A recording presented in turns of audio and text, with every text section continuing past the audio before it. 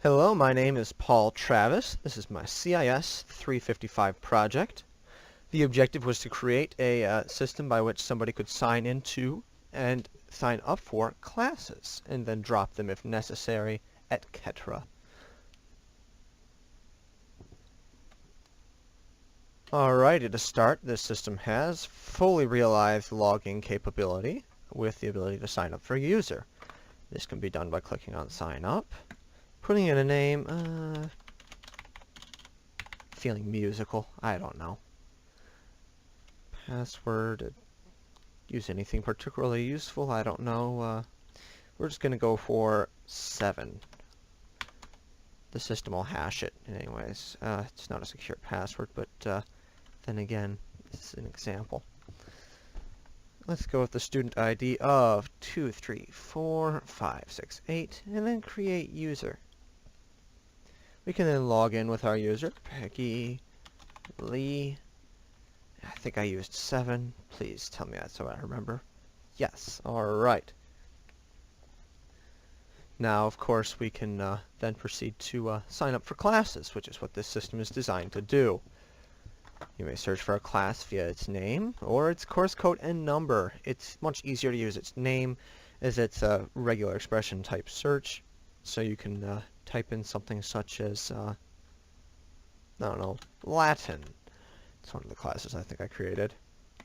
And lo and behold, here is Latin. It meets on Monday, Wednesday, starting at 1 o'clock and ending at 16 o'clock, although I think that's 1 o'clock in the morning and 16 in the afternoon. Hey, you know, it's a long class. All 20 seats out of 20 available have been taken. The course code is Latin, the number is 200, and the name is Intro to Latin. It's a full class. Cannot sign up. By contrast, if I were to say search for maths, this is discrete maths is the only class it's currently pulling up. If there were other maths classes, it would pull them up. And that also meets Monday, Wednesday, starting at 9, ending at 10. It's thankfully much more merciful in terms of length. And only 3 of 25 seats have been taken, so we're going to sign up for that. And if we look again, maths, we'll notice now that 4 out of 25 seats have been taken. If we wanted to search for a course using this, we could type in something such as CIS 355. And it should pull up a class. We could also have done web, and that should have also pulled it up, which it just did. Not that you see any change. Perhaps if we were to do something such as maps again, and then go back to web. There we go. We can also sign up for that class. Now we can also go and view what classes we've signed up for by clicking on the classes button up in the top. Of course, now that we're here, it doesn't do anything. It just brings you back to the little hash mark. And currently registered classes are discrete maths and web development. And if we want to drop either of these classes, we can do so. We can then go back to sign up, and if we want to sign up for him again, because maybe it was our little brother guy on the computer and he didn't actually mean to drop the class, we can sign back up.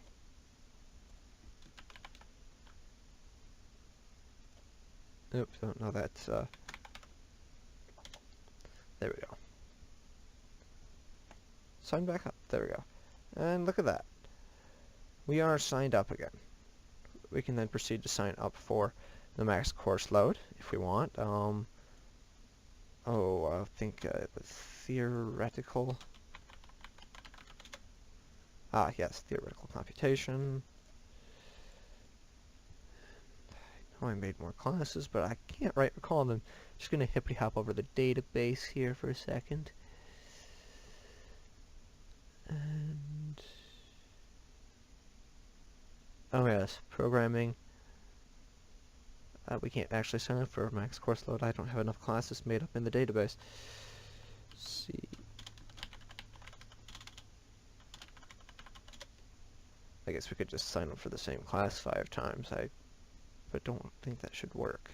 Anyways, And just to show the reject search, I can type in the word letter I word. It's both, isn't it?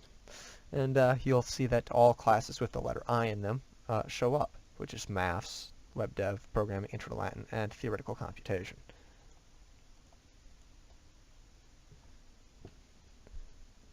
And strangely enough, programming 2 ended up down here. I'm not entirely certain as to why.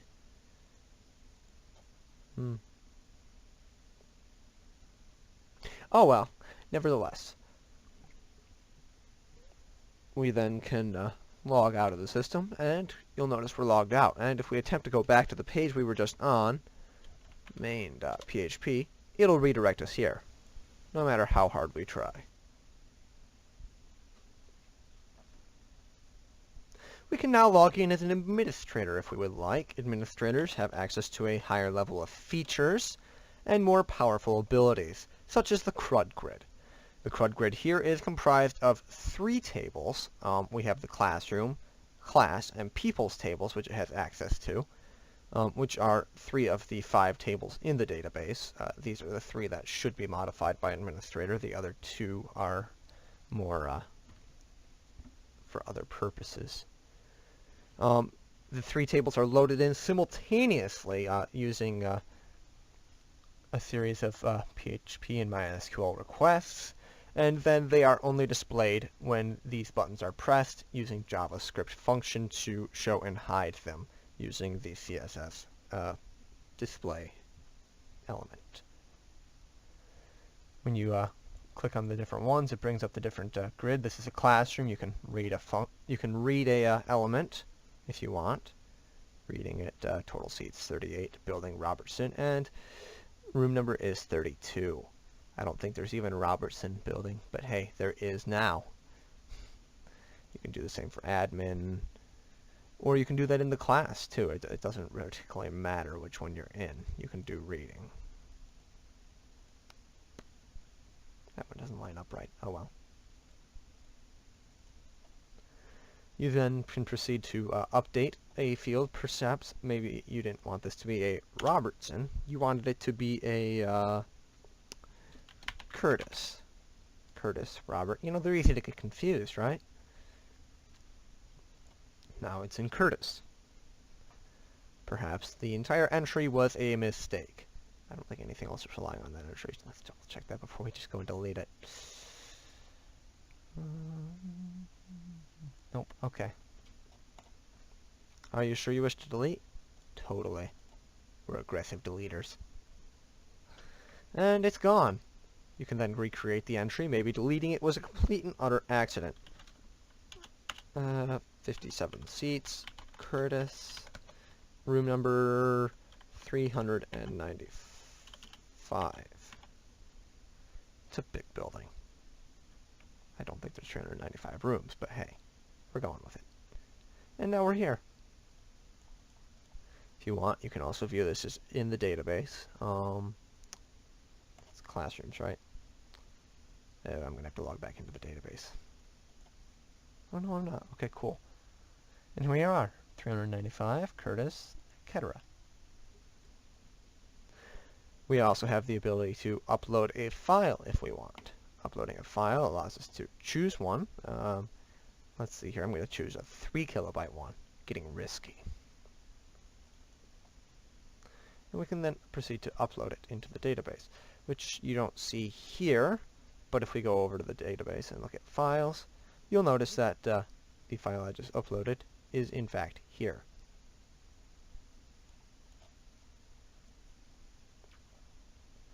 We can switch over to a student view, which is exactly what we saw when we were logged in as a student.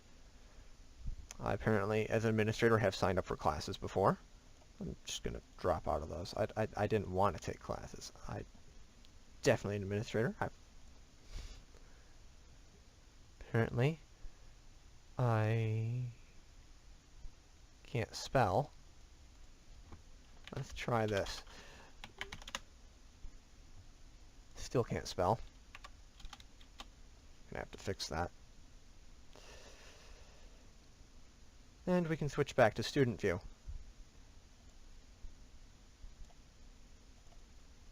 Works there. Okay. So apparently I need to test the link in both locations. Oh well. Nevertheless. Last but not least is the JSON API. When you do not provide it with any syntax, which is the default standard when you click on that button, it'll bring up this little error message, which is brought up by the exit function. It'll give you a nice bolded error. You failed to provide the necessary data. The syntax for this then, of course, is table equals expression1 and ID equals expression2, or table equals expression1, where expression1 is a string, which is the table to be requested, and optionally, expression2 is the ID to be requested.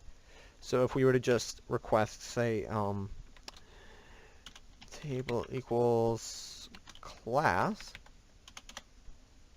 this will throw at us the table for the class table, in proper JSON format, as far as I can tell. In all its ugly glory. Now, if we were to provide it with an ID, so we want the class table, where ID equals 1, it'll just throw that out at us instead.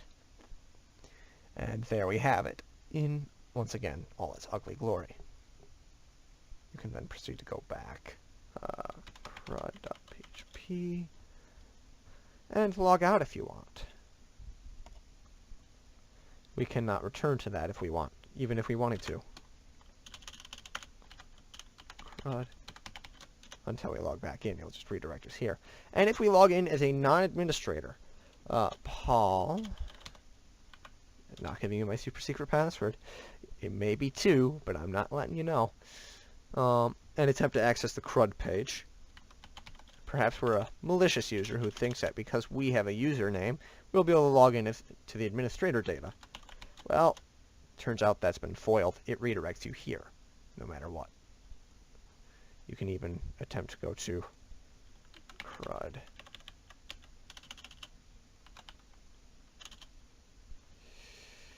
Oh, let's see here. Create PL. Let's try that one, and it'll just redirect you here as well. You can log out now. And that is the functionality of the website. Thank you very much.